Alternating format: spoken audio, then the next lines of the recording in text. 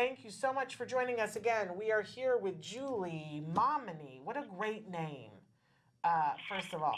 And she is our autism expert for the day. She is the senior clinical lead manager in Southern California in a pocket of offices. Which offices did you say again, Julie?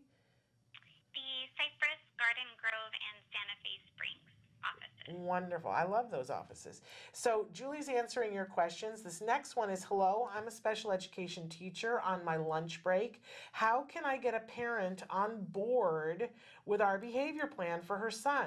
He's in 7th grade. Mom reports there are no behaviors at home. At school, he has several, and I know that mom and dad tiptoe around him and don't ask him to do anything because demands are a trigger. He runs the house. He's 12. How do I get mom to see that her behavior plays a part in her son's behavior and that it needs to change? It seems almost impossible, but I know that you will have ideas, and thanks. We're all on the front of our seats to hear what you have to say to that, Julie. Yeah, this is a great question and something that we commonly deal with as clinicians and teachers working with individuals with autism. And, consistency is one of the most important things when it comes to behavior change. So if an intervention is not being implemented with consistency across environments and across people, you're not going to see the progress that you may see if there was consistency. So a couple of things. When I work with parents on implementing an intervention, I first assess whether that intervention is practical for the home setting. So maybe like what you're able to do in the classroom with maybe additional support or aids in the classroom, the family may not be able to implement the same type of strategy because maybe they just don't have additional support at home. Especially if they have been conditioned to essentially give in to the behavior in effort to avoid one more behavior battle with their child. An intervention can seem overwhelming. So first you want to make sure that the intervention can be done in the home setting. And then also, to simplify it, put it in terms where the family can understand what the strategies mean. When we use or create interventions, sometimes we use behavioral jargon. So when we communicate the strategies to parents, we need to make sure to put them in layman's terms or use examples in everyday life for it to make sense, which in turn will make it easier for them to implement with accuracy.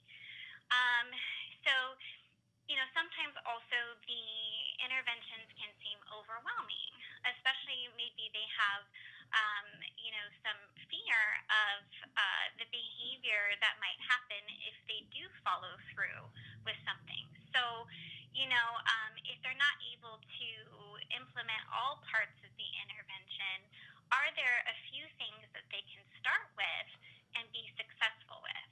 So that could be, choosing a couple of antecedent modifications or preventative strategies like transition warnings, letting them know that something's going to take place or that they're going to be asked to do something that maybe they don't want to do. Or, maybe it could be a schedule, at home of the activities that, the child will be engaging in for that day. Or, focus on reinforcing appropriate behavior and start there because that's going to be easier than, maybe following through with a task demand. So, just finding out ways that maybe they can be more successful. And then the other part of it too is, and I don't know how often you're able to have communication with the family, because I know as a special education teacher, you're very busy, and so you may not have the one-to-one time with the family to build rapport.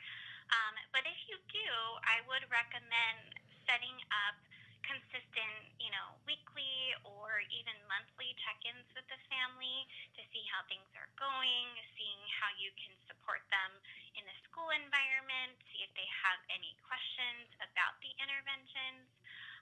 And in some cases, I have worked with teachers that do home observation. So I don't know if that's an option because, you know, um, building rapport and trust with the family, it's more likely that they are going to, take what you say more seriously and see how it's going to benefit their child. And that's another thing too is, it's important to have an open conversation with the family about their priorities and what their goals are for their child, and then tie in what you're doing in the classroom setting that is going to help their child get to where you want them to be. And if you're able to make that connection, it's more likely that they're going to be on board with your intervention. I love that answer. I love that answer because if it's not something that's important to us, we're going to be less likely to work on it.